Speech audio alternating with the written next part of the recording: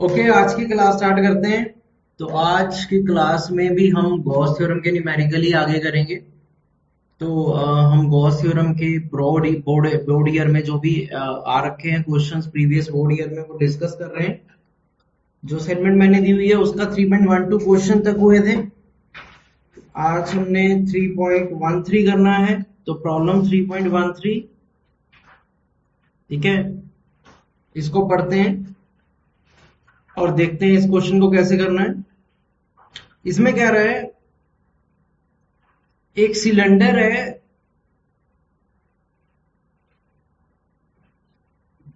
जिसकी length 2a है और radius of cross section small letter r है, और उसे ऐसे रखा गया है कि उसका जो एक्सिस है वो एक्स एक्सिस के अलोंग है, यानी कि एक तरह से सिलेंडर लेटा हुआ है। राइट, तो ऐसे सिलेंडर लेटा हुआ है। उसका जो एक फेस है वो x प्लस ए पर है और एक फेस x माइनस ए पे है। इसका मतलब यहाँ पे ओरिजिन पे होगा। और हमें इलेक्ट्रिक फील्ड जो है वो दी हुई है E is equal to E X I cap value if x greater than 0, और इलेक्ट्रिक फील्ड है minus E X I cap for x less than 0। ठीक है, तो हमें लगभग वही चीज निकालना है। Net outward flux through each flat place, net outward flux through curved surface area and net charge contained inside the cylinder. Flat face. अब ईच फ्लैट फेस के लिए हमें इंटीग्रेशन करना पड़ेगा E dot D S one का। अब E और D S में एंगल 0 डिग्री बन रहा है, तो ये हो जाएगा E D S one cos 0 degree का इंटीग्रेशन। अब इलेक्ट्रिक फील्ड ई एक्स है, कितना इंटीग्रेशन हो जाएगा फ्लैट सर्कुलर पार्ट का, pi are square cos 0 degree plus 1 होता है। तो ये आंसर आ गया कि flux through each flat place जो है वो कितना हो जाएगा, plus E X into pi are square. Clear है पहला पार्ट? हाँ जी, बी पार्ट में बोल रहे हैं flux through curved surface. Yes yes, जो इस सिलेंडर का कर्व्ड सरफेस है उसके थ्रू फ्लक्स निकालना है। तो बताओ क्या करेंगे? कॉस थीटा, तो यहाँ थीटा कितना होगा? 90। अब जो कर्व्ड सरफेस है अगर हम उसको देखें तो वहां इलेक्ट्रिक फील्ड और एरिया वेक्टर में एंगल 90 हो जाएगा। राइट, तो उसका इंटीग्रेशन दिखाएंगे तो सही, लेकिन उसका आंसर 0 ही हो जाएगा। तो ई D S three cos 90 degree, लेकिन क्योंकि कॉस 90 डिग्री 0 होता है तो वो 0 ही बना देगा। सी पार्ट, हाँ जी, उसमें कह रहा है टोटल फ्लक्स या net charge inside the cylinder. Dilpreet, net charge निकालना है। क्या गॉस थ्योरम क्या कहती है?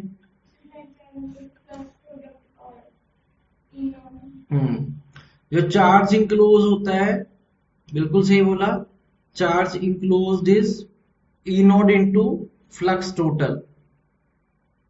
राइट, अब ई नोड की वैल्यू, चलो क्योंकि इनमें वैल्यू नहीं दी तो हम ई नोड को ई नोड ही ले लेते हैं।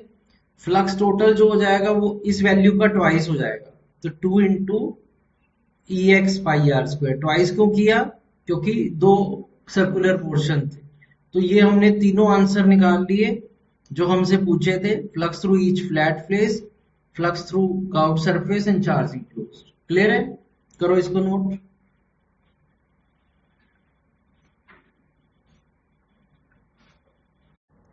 ओके, तो नेक्स्ट क्वेश्चन की तरफ मूव करते हैं। 3.14। तो 3.14 में क्या कह रहा है वो? हाँ जी, इसमें कह रहा है an infinite line charge produces a field of. Infinite line charge मतलब एक इनफाइनाइट लाइन, ऐसे कोई थिन रोड की जैसी बॉडी है जो इलेक्ट्रिक फील्ड पैदा करती है कितनी वैल्यू की 9 इंटू 10⁴ न्यूटन पर coulomb at a distance of 4 centimetre, right. तो ये एक इनफाइनाइट लाइन चार्ज बॉडी है, मतलब उसका चार्ज उसकी लेंथ पे दिया हुआ है, और वो इलेक्ट्रिक फील्ड इतनी बनाती है r डिस्टेंस दूर। तो बताओ उसकी लीनियर चार्ज डेंसिटी क्या होगी। काफी इजी न्यूमेरिकल है, सीधा फार्मूला बेस्ड न्यूमेरिकल है। कौन बताएगा formula? Electric field due to thin rod, हमने डेरिवेशन करके करा था। Electric field due to thin rod होती है 1/2π E0 इंटू λ/r। याद आया? इसको हम कुछ ऐसे लिख लेते हैं कि नीचे 4π E0 आ जाए, ताकि वैल्यू पुट करने आसान हो। तो 1/2π E0 λ/r को हम लिख सकते हैं 1/4π E0 इंटू 2 λ/r। मैंने मतलब 2 से मल्टीप्लाई कर दिया, 2 से डिवाइड कर दिया। अब हम वैल्यू पुट कर देते हैं। Electric field due to thin rod दी हुई है 9 इंटू 10⁴ 1/4π E0 की पूरी वैल्यू होती है 9 इंटू 10⁹ 2 लैम्डा निकालना है, और r दिया हुआ है 4 सेंटीमीटर। मैं उसके मीटर बना लूंगा, 4 इंटू 10⁻² मीटर। इसको लैम्डा के लिए सॉल्व कर लेंगे and you will get the answer. ठीक है, इतना नोट। तो इसको हम सॉल्व कर लेंगे लैम्डा के लिए। ये 9 से 9 कैंसिल हो रहा है, ये हो जाएगा, ये 2 से 2 2 जा 4 कैंसिल हो जाएगा। तो ये जाएगा 2 इंटू 10⁻⁻7 अगर आपने सही कैलकुलेशन की है। और लैम्डा का यूनिट होता है कूलम पर मीटर। ये भी फार्मूला बेस्ड न्यूमेरिकल था, बोर्ड एग्जाम में आया हुआ है। एनसीईआरटी का भी है, एनसीईआरटी और बोर्ड एग्जाम हम सारे इकट्ठे कर रहे हैं। क्लियर है भाई? 3.15 पे चलते हैं। A large plane sheet of charge having surface charge density 5 into 10⁻⁻6 coulomb per meter square lies in the xy plane। तो वो कहता है कि एक लार्ज प्लेन शीट है जो ऐसे एक्स वाई प्लेन में लाई कर रही है। मान लो ये एक्स एक्सिस है, ये वाई एक्सिस है, और ये वो शीट है। ठीक है, एक्स वाई प्लेन में एक लार्ज शीट लाई कर रही है जिसकी चार्ज डेंसिटी हमें सिग्मा गिवन है 5 इंटू 10⁻⁻6 कूलम पर metre square. Find the electric flux through a circular area of radius 0.1 meter if the normal to the circular area makes an angle of 60 degree with the z axis। आपको एक ring है, जिस ring का जो radius है वो आपको given है 0.1 मीटर, और उसका जो प्लेन है वो z एक्सिस के साथ 60 डिग्री एंगल बना रहा है। कितना डिग्री एंगल बना रहा है? 60 डिग्री एंगल।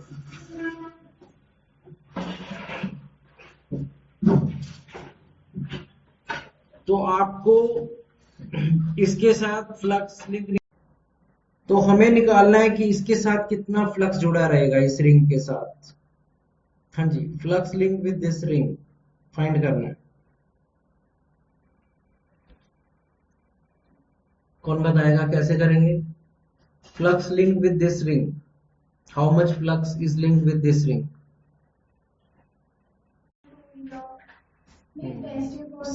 यस, हमें हाँ ये ठीक बोला इसने।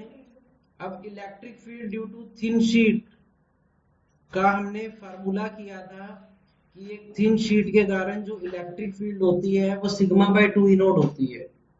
और मैंने ये भी कहा था कि वो लास्ट डिस्टेंस तक कांस्टेंट रहती है, यानी कि वो इलेक्ट्रिक फील्ड रिंग कितने डिस्टेंस पे रखा है irrespective of that her point पे सेम रहेगी।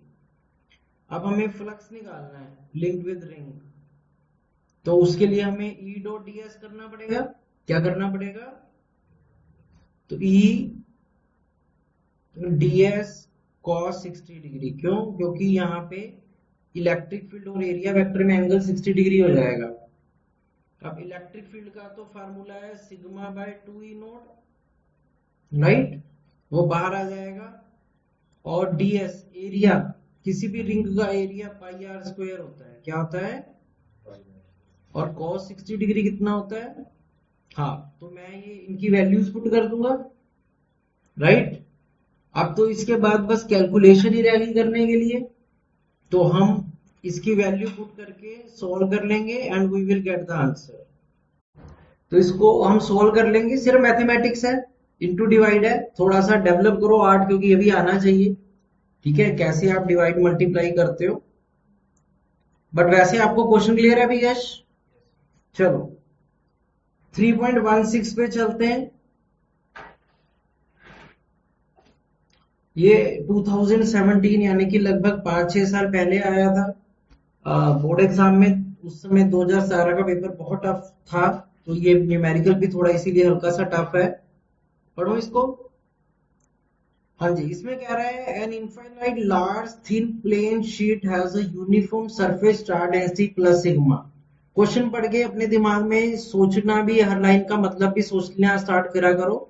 तो कहता है एक लार्ज थिन मेटल प्लेट है जिसके ऊपर हमने प्लस सिग्मा चार्ज की डेंसिटी दी हुई है, राइट। ऐसे आगे लिख रहा है obtain the expression for the amount of work done in bringing a point charge q, और एक दूसरा चार्ज है q, उसको लेकर आना है from infinity to a given point r distance away. तो उसको इस शीट के पास लेकर आना है, इंफिनिटी से r लेकर आना है। तो मान लो पहले वो चार्ज a पॉइंट पे था और फिर उसको b पॉइंट r डिस्टेंस लेकर आना है। बताओ उसे इंफिनिटी से r लेकर आने में कितना वर्क डन करना पड़ेगा। क्वेश्चन समझ में आ गया कि आपको एक थिन मेटल शीट है जिसपे charge density plus sigma given है, एक चार्ज को x इंफिनिटी से x r तक लेकर आना है।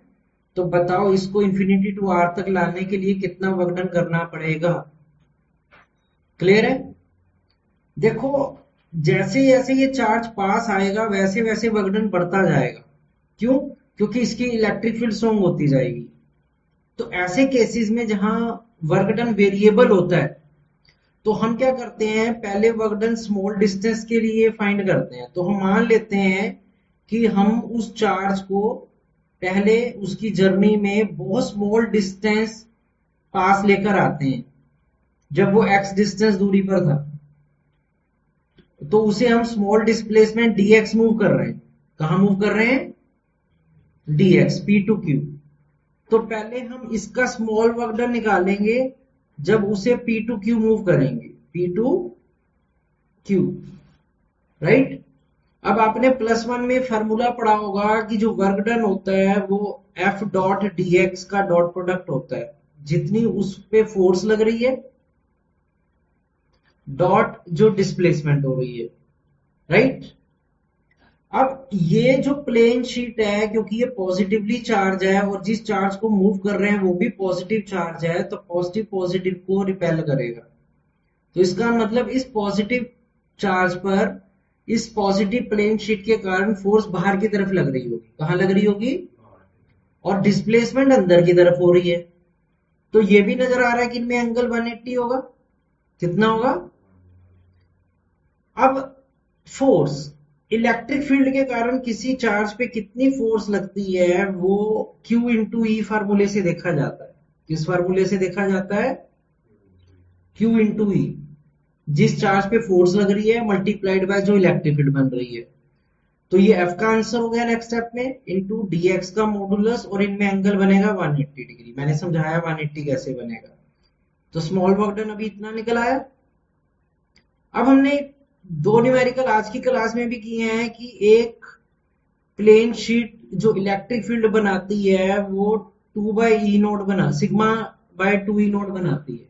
कितनी बनाती है? Sigma by 2 E note into dx, और cos 180 -1 हो गया। तो हम स्मॉल वर्क डन निकालने में सक्सेसफुल हो गए। अब हमें टोटल वर्क डन निकालना है।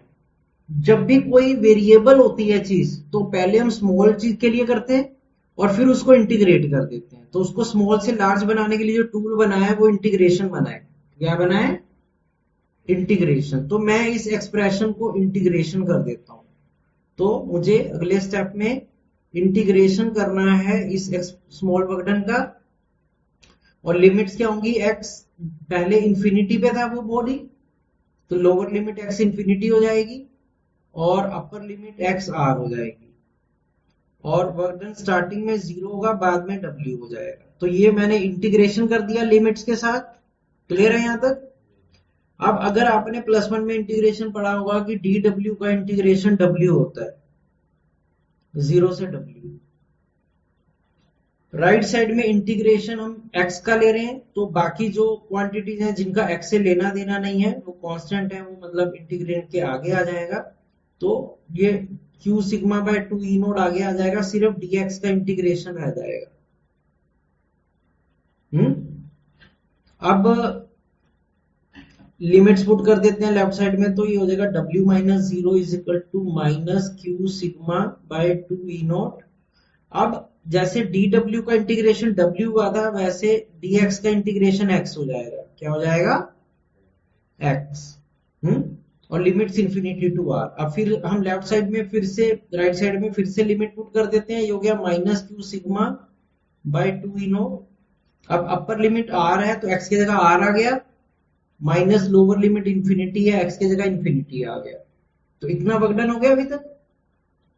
अब इनफाइनाइट तुम्हें पता है बहुत बड़ा वैल्यू होती है, तो r माइनस इंफिनिटी इंफिनिटी हो जाएगा। तो but r minus infinity is infinity,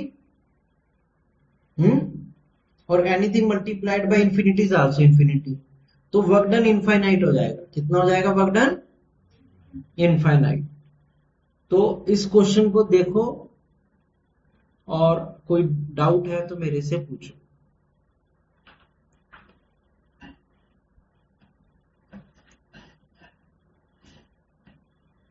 okay, तो इस न्यूमेरिकल के बाद अगले क्वेश्चन पे चलते हैं। 3.17 आज की क्लास सब गॉस थ्योरम पे न्यूमेरिकल है। अगला क्वेश्चन एनसीईआरटी का क्वेश्चन है। तो ये एनसीईआरटी का क्वेश्चन है, राइट। इसमें क्या कह रहा है उसको मैं सिंपल वर्ड्स में बता देता हूं। कहता है दो इनफाइनाइट मेटल प्लेट्स हैं, तो जिनको एक दूसरे से कुछ डिस्टेंस दूरी पे रखा गया है। तो ये दो इनफाइनाइट लार्ज साइज की मेटल प्लेट्स हैं जिनको कुछ डिस्टेंस पे रखा गया है। दोनों पे इक्वल वैल्यू की चार्ज डेंसिटी गिवन है, बस एक पे प्लस सिग्मा है एक पे माइनस सिग्मा है। और सिग्मा की वैल्यू गिवन है 17 इंटू 10 की पावर -22 कूलोम पर मीटर स्क्वायर, राइट। ये दिया हुआ है और आपको पूछ रहा है कि आपको इलेक्ट्रिक फील्ड निकालना है 3 अलग अलग जगह पर। एक फर्स्ट रीजन में जो कि प्लेट 1 के लेफ्ट साइड पर है, एक सेकंड पॉइंट पर जो प्लेट 2 के राइट साइड पे है, राइट, और एक थर्ड पॉइंट पे जो इन बिटवीन द 2 प्लेट्स है। मैं क्वेश्चन को फिर से रिपीट कर रहा हूं। आपको दो मेटल प्लेट्स हैं इक्वल सरफेस चार्ज डेंसिटी की लेकिन ऑपोजिट साइन की, और आपको 3 अलग अलग रीजन में इलेक्ट्रिक फील्ड निकालनी है इनके कारण 1, 2 एंड 3, राइट। अब देखो जो फर्स्ट रीजन है ये वाला to the left of plate 1, वहां प्लेट 1 की इलेक्ट्रिक फील्ड इस तरफ को जाएगी, तो electric field due to first plate इधर को जाएगी, जबकि electric field due to second plate इधर को जाएगी। सबको पता है कैसे किया?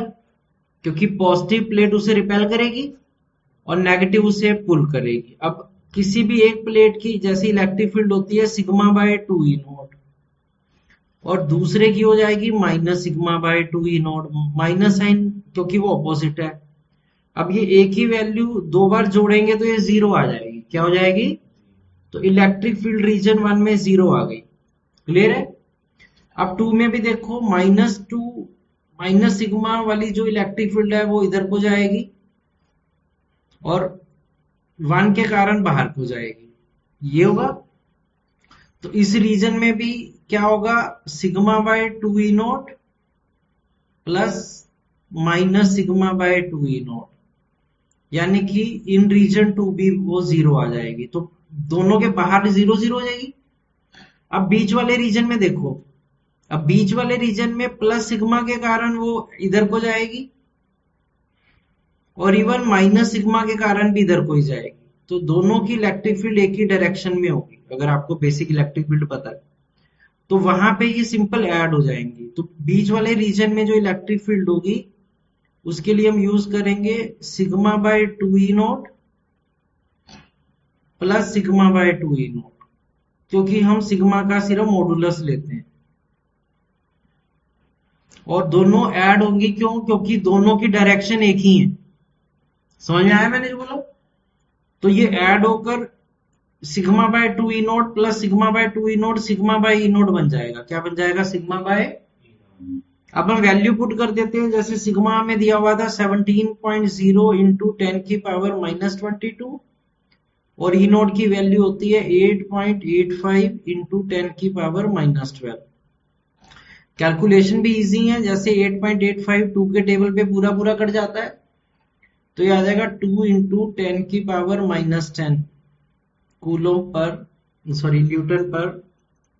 तो इलेक्ट्रिक फील्ड का यूनिट होता है न्यूटन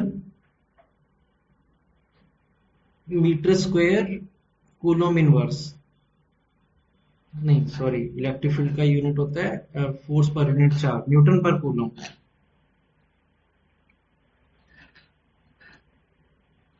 करके अगले पे चलते हैं। तो आज का दिन क्लास न्यूमेरिकल से भरपूर होने वाली है।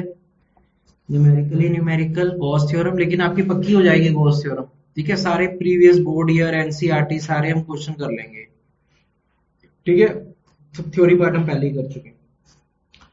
अगले क्वेश्चन में कह रहा है कि एक जगह पर इलेक्ट्रिक फील्ड डिस्टेंस के साथ वेरी कर रही है और उसका रिलेशन है 250 स्मॉल आर वोल्ट पर मीटर स्क्वायर। तो इस रिलेशन से इलेक्ट्रिक फील्ड वेरी कर रही है कि जैसे मान लो हम यहां से आगे जा रहे हैं तो इलेक्ट्रिक फील्ड बढ़ती जा रही है वैल्यू में। तो जितना हमारा इस ओ पॉइंट से डिस्टेंस बढ़ेगा वैसे ही इलेक्ट्रिक फील्ड स्ट्रॉन्ग होती जाएगी। क्या होती जाएगी? स्ट्रॉन्ग होती जाएगी। तो कह रहा है कि बताओ कितना चार्ज कंटेन होगा एक स्फीयर में जिसका रेडियस 0.2 मीटर हमने लेकर और इस ओ पॉइंट को सेंटर लेके बनाना है। अगेन इजी न्यूमेरिकल है। तो हम एक स्फीयर बनाते हैं जिसका रेडियस 0.2 मीटर है और वहां पे इसके कारण जो भी चार्ज इसके अंदर इंक्लूड होगा इलेक्ट्रिक फील्ड के कारण वो निकालना है। अब ये जब स्फीयर बनाएंगे तो इलेक्ट्रिक फील्ड तो बाहर की तरफ जा रही है और एरिया वेक्टर भी बाहर की तरफ ही जा रहा है। तो इस स्फीयर के हर पॉइंट पे इलेक्ट्रिक फील्ड और एरिया वेक्टर में एंगल 0 बनेगा। कोई भी पॉइंट ले लो, यहाँ पे लोगे तो इलेक्ट्रिक फील्ड ऐसे बाहर की तरफ जाएगी और एरिया वेक्टर भी बाहर की तरफ जाएगा। तो हर पॉइंट पे इलेक्ट्रिक फील्ड और एरिया वेक्टर में एंगल 0 बनेगा। तो इससे हम पहले टोटल फ्लक्स निकाल लेंगे। तुम्हें सबको पता है गॉस थ्योरम में मैंने बार बार बताया हुआ है कि एक गॉसियन सरफेस के साथ electric flux E dot ds करके आता है। तो हम यहाँ से फाई निकाल लेंगे। अब इलेक्ट्रिक फील्ड हो जाएगी 250 इंटू कैपिटल आर, क्योंकि वो रेडियस से लेना देना उसका, और ds का इंटीग्रेशन हो जाएगा 4 पाई कैपिटल आर स्क्वायर। कितना हो जाएगा? 4 पाई। तो हम, और फ्लक्स आगे 1 by E note time Q होता है, तो 1 by E note time Q किसके बराबर आ गया? 250 इंटू 4 1000 हो जाता है, 1000 पाई और आर क्यूब हो जाएगा। कितना हो जाएगा? अब क्यू निकालना है तो मैं ई नोट को क्रॉस मल्टीप्लाई कर दूंगा, ये हो जाएगा 1000 पाई ई नोट आर क्यूब, राइट। अब हम राइट साइड में वैल्यूज को पुट कर देंगे क्योंकि पाई की वैल्यू हमें पता होती है 22/7। ई नोट की भी वैल्यू एक स्टूडेंट को सपोज टू लर्न करना होता है, अगर नहीं भी गिवन 8.85 इंटू 10 की और -12। और रेडियस दिया हुआ था 0.2 मीटर, तो 0.2 का डेसिमल हटाएंगे, 2/10 क्यूब है तो उसको 3 बार लिख लो, 2/10 2/10 2/10। बस आगे तो कैलकुलेशन ही रह गया, तो इसको हम सॉल्व कर लेंगे and we will get the answer. तो अगर आप इसको सॉल्व कर लोगे you will get the answer as 2.22 into 10⁻⁻10 coulomb. ठीक है, चलो 3.19 पे चलते हैं। 3.19 नेक्स्ट क्वेश्चन। ठीक है, इसमें क्या कह रहा है, ये अलग टाइप का है। आपको एक डायग्राम दिखाया गया है जिसमें एक सरफेस है एस, जिसमें 3 चार्ज बॉडीज हैं Q1 Q2 और Q3। तो ये सरफेस एस है और एक और सफियर उसी के सेंटर लेके बनाया गया एस डैश, वहां पे इन दोनों के बीच में एक और चौथा चार्ज कैपिटल क्यू पड़ा है। इसका रेडियस 1 मीटर है और बाहर वाले का रेडियस 3 मीटर है। आपको Q1 की वैल्यू गिवन है 1 माइक्रोकूलम, Q2 की वैल्यू गिवन है -2 माइक्रोकूलम और Q3 की वैल्यू है 9.854, 9.8 तक ले लेते हैं, 9.8 माइक्रोकूलम। 3 वैल्यूज दी हुई हैं और आपको ये भी गिवन है कि जो फ्लक्स सरफेस एस डैश के साथ मिलेंगे वो 4 टाइम होंगे जो फ्लक्स सरफेस एस के साथ होंगे। हैं, ये सब कुछ गिवन है। जो फ्लक्स एस डैश सरफेस के साथ हैं वो 4 टाइम है जो फ्लक्स एस सरफेस के साथ हैं। तो इस सारी गिवन वैल्यू से आपको फाइंड करना है कैपिटल क्यू। क्या फाइंड करना है? Capital Q. राइट, ज्यादा डिफिकल्ट न्यूमेरिकल नहीं है। जैसे flux link with S dash by goes theorem, किसी भी सरफेस के साथ जो फ्लक्स लिंक होता है वो 1/E0 टाइम चार्ज इनक्लोज होता है।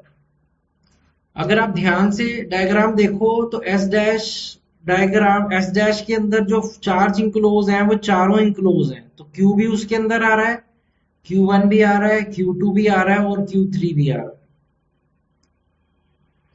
वो 4 टाइम हो जाएगा जो फ्लक्स एस के साथ लिंक होगा।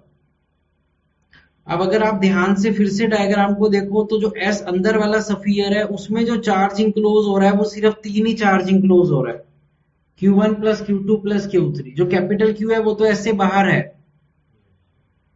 ठीक है, यहाँ 1/E0 से 1/E0 कैंसिल हो जाएगा। अल्टीमेटली मुझे कैपिटल Q के लिए निकालना है। इसको 4 से इंटू कर दो तो ये हो जाएगा 4Q1 plus 4Q2 plus 4Q3, और उसी स्टेप में ये तीनों चार्जेस को मैं लेफ्ट राइट साइड ले गया, -Q1 -Q2 -Q3। तो ये 4Q1 -Q1 3Q1 हो जाएगा, 3 कॉमन आ जाएगा, Q1 plus Q2 plus Q3। तो जो कैपिटल Q का चार्ज होगा वो 3 टाइम होगा Q1 plus Q2 plus Q। इसके आगे आप सॉल्व कर लो खुद, क्योंकि Q1 Q2 Q3 तीनों गिवन है। यहाँ रेडियस का कोई यूज नहीं है, फालतू में दिया हुआ था 1 मीटर 3 मीटर। कई बार एग्जामिनर जान के कंफ्यूज करने के लिए वैल्यू देता है, देखने के लिए कि भाई कहीं स्टूडेंट कंफ्यूज होगा कि नहीं होगा।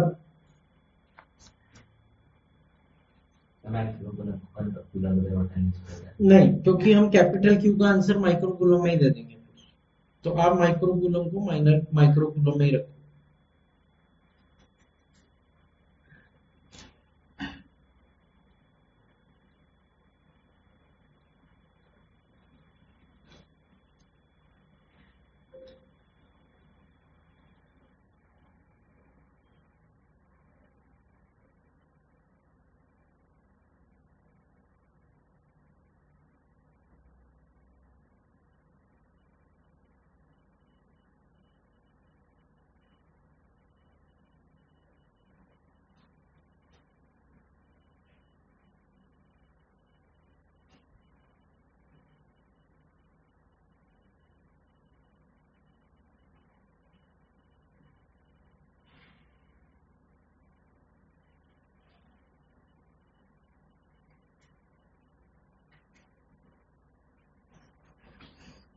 हाँ जी, कोई डाउट की सॉल्व कर दिया किसी ने?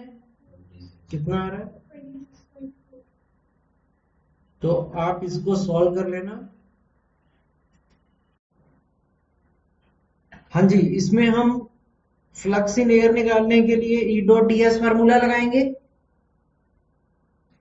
ई into 4 pi are square, small r यहाँ पे रेडियस है स्फीयर का।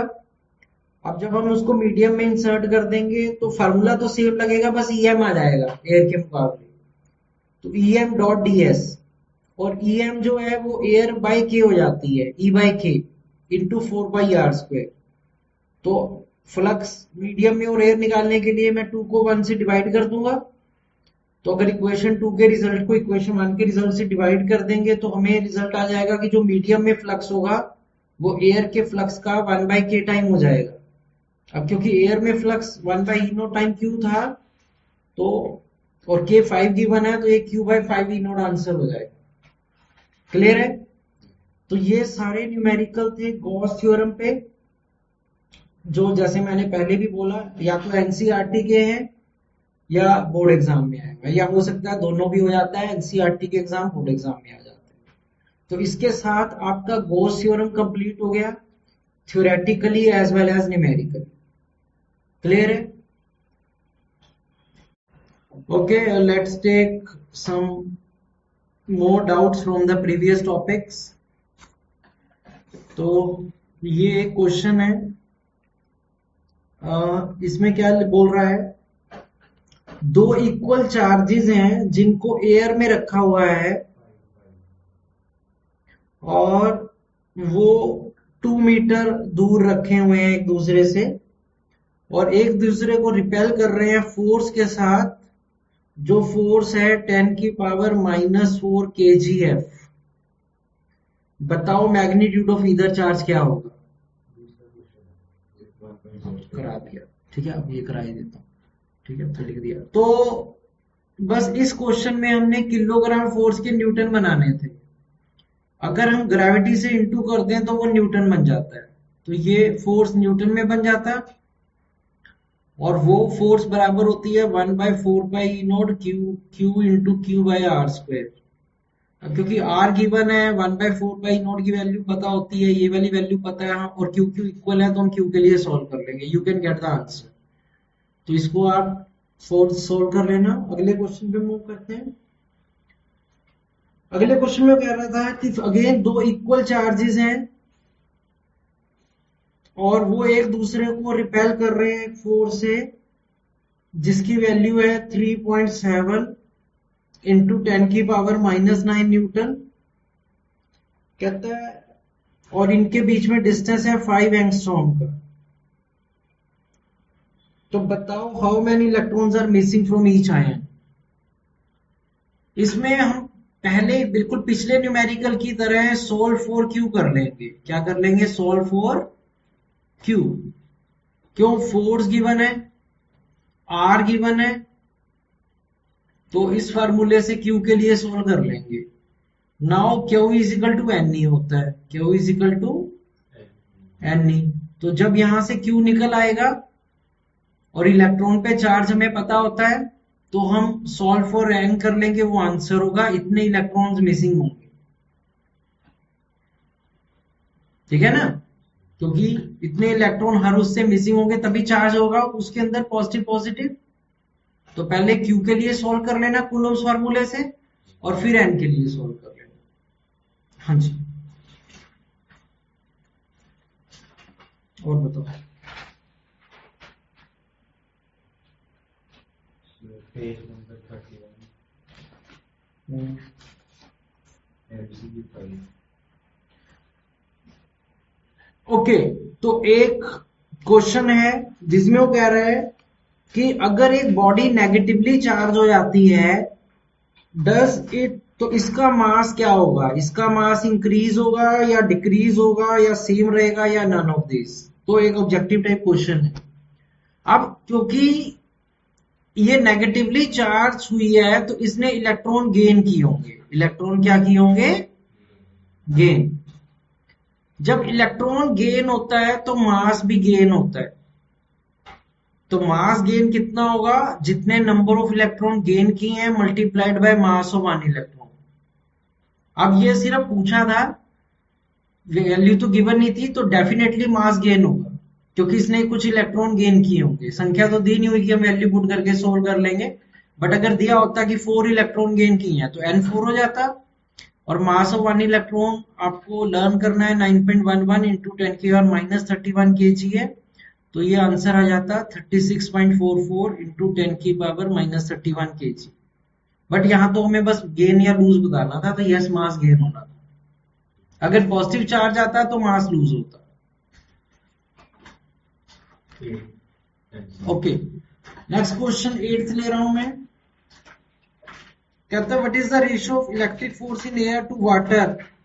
ये तो इजी क्वेश्चन था, मैंने आपको पहले भी बताया हुआ है कि जब कोई चार्ज पार्टिकल को किसी मीडियम में डिप कर देते हैं तो उनमें फोर्स एयर के मुकाबले 1/k हो जाती है। कितनी हो जाती है? 1/k। तो वो मीडियम यानी कि वाटर और एयर में रेशियो पूछ रहा है, तो इसका आंसर मीडियम ओवर एयर का आंसर 1/k आ जाता है। कितना आ जाता है? 1/k। उसके बाद एक और क्वेश्चन लेते हैं। इसमें कह रहा है दो इक्वल और सिमिलर चार्जेस, सिमिलर मतलब या दोनों पॉजिटिव हैं या दोनों नेगेटिव हैं, तो दो इक्वल और सिमिलर चार्जेस एक स्ट्रेट लाइन में रखे हुए हैं। एक straight charge, third charge equal but opposite to the other charge is placed in the midway. तो एक तीसरा चार्ज बिल्कुल मिड पॉइंट पे रखा हुआ है बीच में। तो बताओ सिस्टम क्या होगा? इक्विलिब्रियम में होगा, नॉट बी इन इक्विलिब्रियम। अब देखो, जहां तक जो बीच वाला चार्ज है C, वो तो इक्विलिब्रियम में होगा क्योंकि उस C पर A अट्रैक्टिव फोर्स लगाएगा अपनी तरफ और उसी C पर B अपनी तरफ अट्रैक्टिव फोर्स लगाएगा। तो बीच वाला चार्ज तो इक्विलिब्रियम में होगा, लेकिन जो कोने वाले चार्जेस हैं वो इक्विलिब्रियम में नहीं होंगे। क्यों? क्योंकि इस A को B रिपेल करेगा, तो force on A due to B बाहर को लगेगी और force on A due to C अंदर को लगेगी, वो अट्रैक्ट करेगा। ऐसा ही होगा। अब A और B के बीच में कितनी फोर्स होगी? KQ² बाय डिस्टेंस का स्क्वायर R²। और फोर्स A पे C के कारण कितनी लगेगी? KQ², लेकिन उसका डिस्टेंस R/2 का होल स्क्वायर हो जाएगा, यानी कि R²/4 यानी कि 4KQ²/R²। अब ये दोनों इक्वल एंड ऑपोजिट नहीं हो रही हैं। अब साफ नजर आ रहा है कि FAB की वैल्यू कम है KQ²/R²